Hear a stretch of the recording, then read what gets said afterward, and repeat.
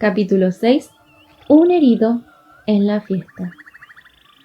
Naila, asombrada y temerosa, permanecía de pie observando cómo el maestro vendaba la muñeca quebrada del jefe Sawa. Estaba maravillada por el cuidado y la destreza con que había atendido la herida, y temerosa debido a que ese maestro había venido a su aldea llamado por los tambores de Dios. Cada vez que pensaba en el Dios invisible, que podía llamar a la gente de esa manera y que sabía todo lo referente a cada persona, un estremecimiento de temor recorría su espina dorsal. ¿Cuán grande debía ser un Dios como ese?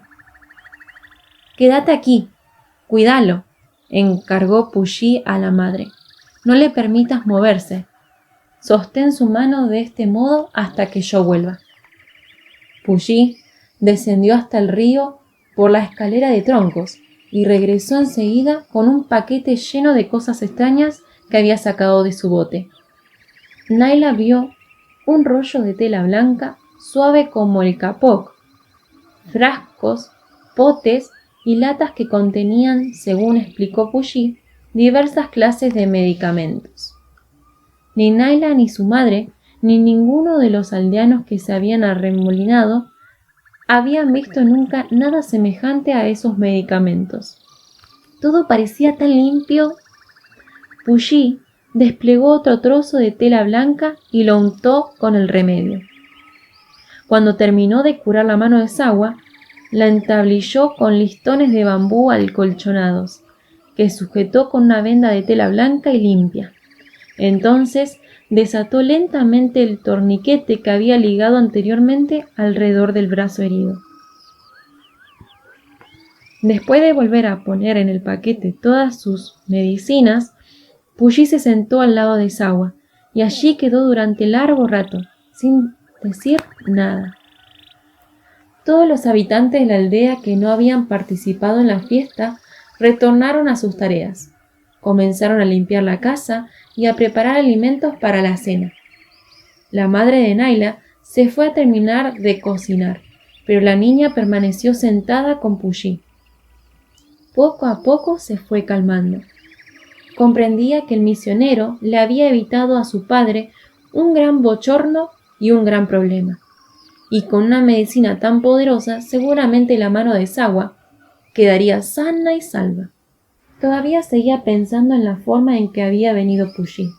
«Los tambores de Dios», había dicho. «Los tambores de Dios», había dicho. Los tambores de Dios lo habían llamado a la aldea de Ladakh. Dios estaba enterado de esa fiesta. Podía ver a todos los jefes que yacían sobre el piso. Estaba informado respecto de Sawa. Asimismo, Dios debía de saber acerca del cocodrilo y de la maldición de la joven Kayan. Naila miró a Puyi e inmediatamente recordó algo. Quería pedirle que cantara nuevamente aquel himno que había entonado en su primera visita a la gran casa. Ese himno que comenzaba con el poderoso amor de Dios estoy seguro, siempre seguro. Por supuesto que no dijo nada, pero la meditación en ese himno y en su significado iluminaron su interior, y Naila se sintió animada de gozo, admiración y alivio. También recordó algo más que había dicho Puyi. Dios es más poderoso que todos los cocodrilos y que todas las maldiciones del mundo. Se acercaba la noche. El sol se puso en un horizonte cubierto de nubes negras y el maestro aún seguía sentado al lado del joven Sawa. Prestaba atención a su respiración y en tanto que sostenía su mano sana y observaba a menudo la que estaba herida, pero no fluía sangre a través de la venda. Pasaron las horas y Puyi parecía descansar. Naila pensó que había dormido un poco, sentado allí en el piso de bambú. Finalmente su madre la llamó y Naila fue a acostarse sobre su estera. Todo marchaba bien. Dios había venido a la aldea de Ladakh. Estoy seguro, siempre seguro. En cierto momento de la noche, Naila se despertó. La habían inquietado las pesadas gotas de lluvia que golpeaban contra el techo. Debajo de la gran casa ladraba un perro. Afuera el viento gemía y en sus oídos ascendía y bramaba el oleaje del río revuelto. ¿Cómo volverían los jefes a sus hogares ahora?, se preguntaba. Tendrían que quedarse algunos días. ¿Y cuánto arroz se necesitaría para alimentar a tantas visitas? Entonces Naila recordó a Puyi, el maestro. ¿Estaría sentado afuera aún, en el piso de la galería y junto al jefe herido? Se levantó de un salto y corrió a ver. Un viento impetuoso arrojaba cortinas de agua sobre la galería externa. Alguien había arrastrado a los habitantes alcoholizados hasta el resguardo de la galería interior o hasta las habitaciones de la gran casa. El joven jefe Sawa dormía precisamente en la misma habitación de la familia de Naila.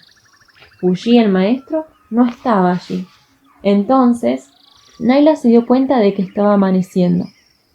La gran tormenta había dado un tinte oscuro a todas las casas. Corrió hacia el interior y vio que su madre estaba haciendo fuego en el horno de barro que se hallaba en un extremo de la habitación. «¡Oh, mamá! ¿Se fue el maestro?», preguntó. «Sí, hija, se fue hace unos pocos momentos». Naila se quedó de pie en la puerta de su habitación, observando el río enfurecido. Restos de embarcaciones y objetos flotantes se agitaban y danzaban en el agua barrosa. Árboles caídos cabalgaban sobre la superficie de la corriente, chocaban y se confundían uno con otro en los remolinos, como gigantes en batalla por la supremacía de la creciente. «¿Cómo pudo irse, mamá? Nadie podría ir a ningún lado con un río en estas condiciones». «Él se fue. Dijo que un hombre enfermo lo necesitaba en la aldea de Sidán y que él no tenía miedo», respondió la madre. «No», se dijo Naila a sí misma, «Puyi no tenía miedo de nada. No temía al cocodrilo, ni a la maldición de la joven Kayan, ni a la tormenta, ni al río crecido. Y no había tenido miedo de volver a la aldea de Ladaj cuando lo llamaron los tambores de Dios, a pesar de que Malik lo había echado y le había ordenado que no regresara jamás. A despecho del día nublado, de la abundante lluvia y del río rugiente, Naila sentía bullir de gozo su corazón y conocía el motivo. Las palabras del canto de Puyi estaban cobrando realidad para ella también. Dios está conmigo en todas partes. Estoy seguro, siempre seguro. A medida que transcurría la mañana, algunos de los grandes hombres de las aldeas vecinas se espabilaron lo suficiente como para notar que el río había crecido y decidir que pasarían el resto del día descansando. Masticaron sus bocados de nuez de betel y comieron el arroz preparado por las mujeres. El jefe Ladaj se repuso bastante como para echar a su alrededor una lánguida mirada, y lo primero que vio fue la venda muy blanca que cubría la muñeca del joven jefe Sawa. «¿Qué es esto?», preguntó a los demás hombres acuclillados bajo el reparo de la galería interior. «¿Qué sucedió? ¿Quién hirió a Sawa?». Nadie podía responder. El jefe tomó a Malik y lo sacudió.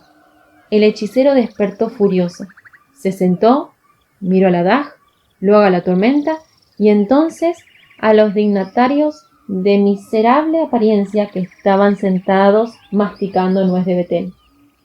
«¿Quién me sacudió?», gruñó mirando ceñudo a todos. «Yo te sacudí. Mira eso y dinos qué significa», dijo el jefe Ladaj, señalando la venda blanca que cubría la muñeca de Sawa. Malik se arrastró hasta el lugar donde Sawa se hallaba durmiendo aún y se arrodilló a su lado. Levantó la mano vendada del joven jefe, que dio un brinco con un alarido de furia.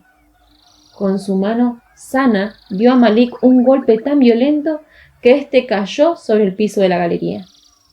Sawa miró su mano y su muñeca y comenzó a quejarse y a balancearse de adelante hacia atrás, presa de gran angustia. «Dinos qué te ha ocurrido», le dijo el jefe Ladaj. «¿Cómo te has herido?».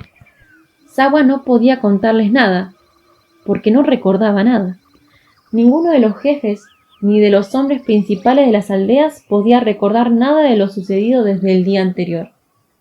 Finalmente, la Daj llamó a su esposa y a los hombres que había destacado como policías.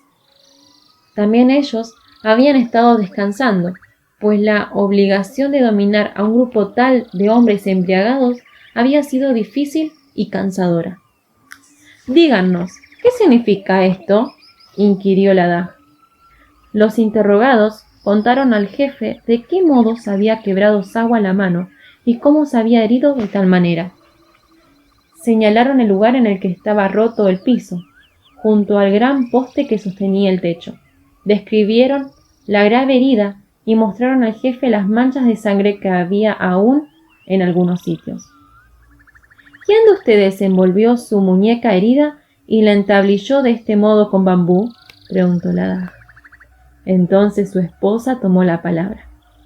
«Fue Puyi, el maestro, que estuvo aquí el otro día, aquel a quien Malik echó», dijo mirando severamente al hechicero.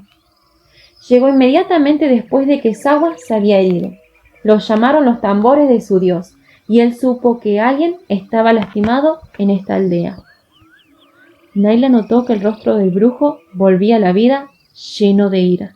Malik ahora estaba completamente despierto, y la cólera le hacía temblar la voz. ¿Cómo se atrevió ese maestro a regresar aquí y a hacer su magia en esta aldea? Nuevamente se dirigió hacia el sitio en el que Sawa estaba sentado quejándose y trató de aferrar su mano herida, pero Sawa gritó y luchó con tanta fuerza que Malik no pudo hacer nada. Entonces trató de persuadirlo con sus palabras.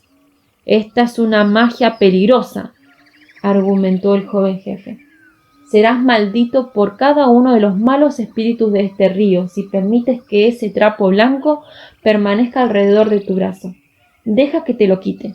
«No, no, no», exclamó Sawa poniéndose de pie y castigando nuevamente a Malik, hasta que el hechicero entró en su habitación cerrando la puerta de un golpe. El día comenzó a declinar temprano, pues aún seguía lloviendo. El arroyo había crecido y sus aguas cubrían los bancos bajos y los barrancos de sus costas. La superficie de la corriente subía y bajaba con la avenida de las aguas. Grandes árboles y trozos de edificación pasaban dando vueltas juntamente con canoas estropeadas, arrancadas de sus amarras en el embarcadero de alguna aldea situada al río arriba. Nadie deseaba regresar a su hogar esa noche. Nadie esperaba tampoco que las visitas se aventuraran a salir con semejante tiempo. Hasta Sawa, que vivía en la ribera opuesta del río, casi frente a la aldea de la Daj, miraba las aguas revueltas y meneaba la cabeza, nada dispuesto a arriesgarse. Esa noche, todos se quedaron a dormir en la gran casa. Naila se preguntaba si el cocodrilo blanco había vuelto o no al arroyo, pero cuando se dirigió a ver la tormenta, se descargó con tal furia que no pudo ver nada con claridad, excepto las aguas crecidas y la cortina de lluvia. Cuando su madre la llamó para que fuera a dormir, Naila le preguntó: «¿Qué te parece que hará ahora Malik? Estaba muy enojado». «Sí, odia a ese maestro, y no alcanzo a vislumbrar el motivo, porque si él no hubiera venido, Sawa podría haber muerto desangrado, y toda la culpa habría recaído sobre nosotros», fue la respuesta de la madre. Llegada la mañana, dejó de llover. La brillante luz del sol se derramaba, generosa, sobre el río que, revuelto aún, pasaba rugiendo por las aldeas y arrancaba con su fuerza absorbente todo lo que a su paso había suelto en las riberas. Sin embargo, el día estaba despejado y agradable, por lo que los jefes y los guerreros se fueron yendo uno por uno. En su viaje se mantenían pegados a las orillas para sacar provecho de toda contracorriente y seguían cuidadosamente su rumbo. Los habitantes de la gran casa de la Daj permanecieron en su elevada galería contemplando la partida con cierto alivio, pues los depósitos de arroz de la aldea se habían desabastecido considerablemente los 2 días anteriores. El último en partir fue el jefe Sawa, puesto que para llegar a su casa no podía deslizarse pegado a la ribera del río, sino que debía cruzarlo en toda su amplitud. Se quedó esperando hasta que las aguas comenzaron a bajar. Algunos de los hombres importantes de su aldea condujeron su bote. Sawa todavía sostenía cuidadosamente su mano. No la iba a palpar ni permitiría que lo hiciera otro. No le había dirigido a Ladaj ninguna palabra agradable. Prestó atención a todo lo que se había dicho de él, pero sin decir nada. Continuó observando su mano y su muñeca herida, como si no pudiera creer que ese miembro vendado, entablillado y doloroso le perteneciera. Los hombres de la aldea de Ladaj y algunas de las mujeres se hallaban en el embarcadero de troncos viendo irse a Sawa y a sus hombres. Naila podía percibir el disgusto que afectaba a toda la compañía. Miró el río agitado. El rápido crepúsculo oscureció el ya nublado cielo, que indicaba el avance de otra tormenta. En la superficie de las ondulantes aguas, Naila vio algo. La gigantesca forma del espíritu cocodrilo. Esa criatura que todos ellos esperaban que hubiera desaparecido para siempre. Ahora se acercaba a plena vista de todos. Se deslizó por el arroyo crecido y allí se quedó, como si estuviera contento de hallarse nuevamente en casa. Todos los aldeanos reunidos en el embarcadero de Ladaj exhalaron un gran suspiro. ¡Ya ven!, exclamó Malik en voz alta e iracunda. ¡Ya ven! Todas nuestras fiestas, todas nuestras ofrendas y toda nuestra magia acaban en nada debido a la hechicería que ese maestro trae a nuestra aldea. Todos treparon lentamente hasta la gran casa por la escalera de troncos, desanimados y silenciosos, y comenzó a llover otra vez. La lluvia dejó de caer solo al atardecer del día siguiente, y el sol volvió a iluminar el poderoso río que ahora se hallaba en plena creciente. Varios aldeanos se dirigieron al embarcadero para comprobar si sus botes estaban amarrados firmemente. Naila estaba apoyada en la baranda de la galería y vio el tronco al mismo tiempo que ellos.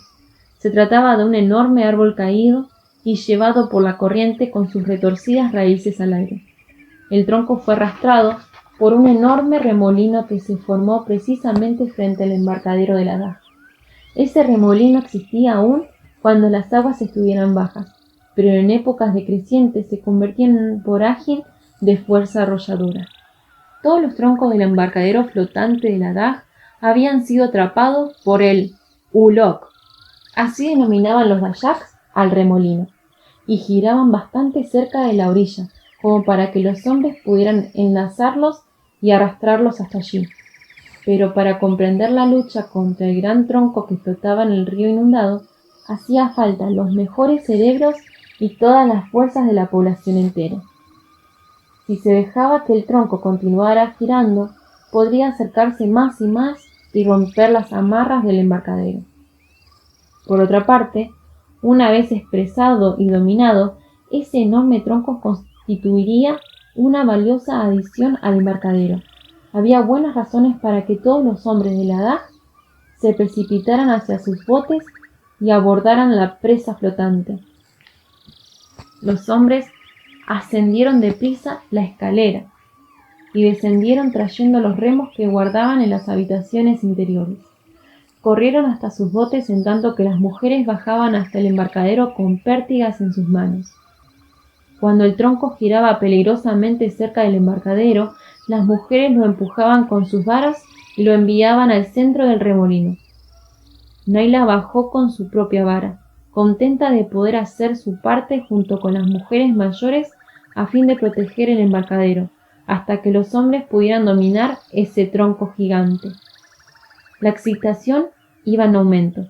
El tronco, contrariamente a toda razón, desafiaba los esfuerzos que se hacían para enlazarlo y arrastrarlo hacia la costa.